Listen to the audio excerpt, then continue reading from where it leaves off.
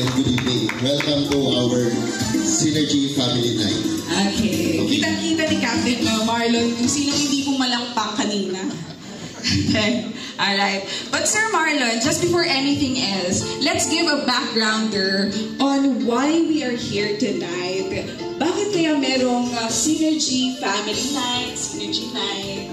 Yeah, of course. As everybody knows, no, every time we come here in Lower Cebu office, every time we are having our seminars or mass hiring, we are conducting this so-called Synergy Night, which we actually now refer to as the Synergy Family Night. Yeah. And it is also my first time not to be the host, the main host, but we have here Miss April Joy, who is actually a wife of one of our seafarers, Mr. Remel Tumatabo, whom I would like to thank very much. Okay. Because of he offered his wife, actually to volunteer as volunteer here at Labayan. So this is also our way, the Tumatabo family, to give back to what the CG company has